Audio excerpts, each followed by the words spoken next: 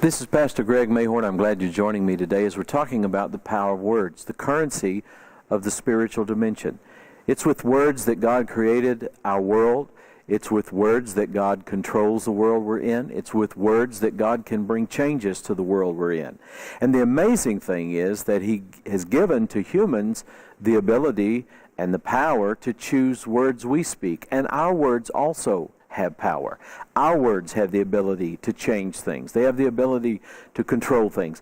And it's very important that we understand that words are not just random things. They just come out, But they are choices that we make. And they are actually investments of a sort into the life that we have and the world that we're living in.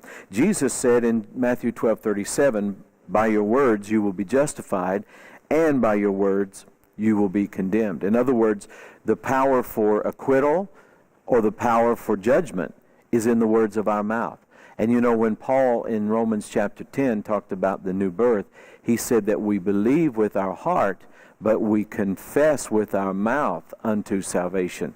So the new birth, getting brought out of the kingdom of darkness, put into the kingdom of God, that took place by a process of believing and speaking. That's how faith is released. So last time we began to talk about words, some important words that we all need to know about. The first one we said was based on Proverbs 15:23. It's what we call a word in season.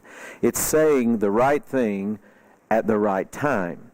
And most all of us have experienced saying something that might have been true, might have been a good thing to say, but it was the wrong time to say it, and it created major problems.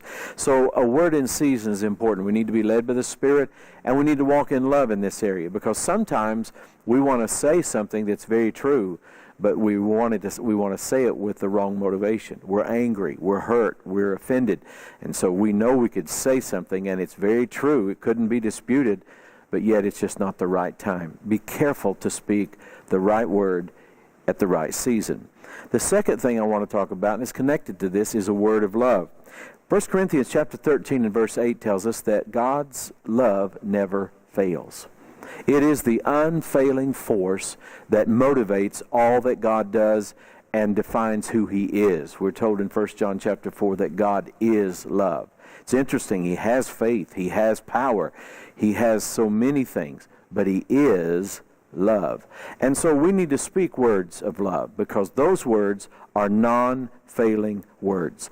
And I want to share something else that's very important. Love needs to be communicated.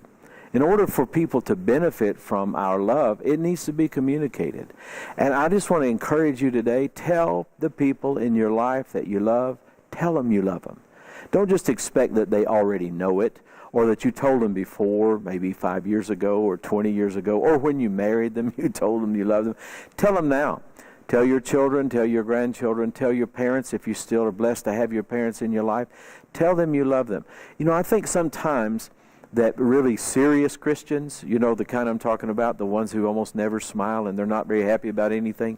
I think sometimes serious Christians think that if they tell somebody they love them, that it's like telling them they approve of all that they do. They think they're just wonderful in every area. Well, that's not the same thing. You can love somebody even though you know they're not living right. You know they're not doing right. You wish they would change. They may be giving you a hard time, but you love them. And there's something about communicating that love, expressing that love, that helps to change them as well as change us. So be sure every day to speak some words of love to some people in your life.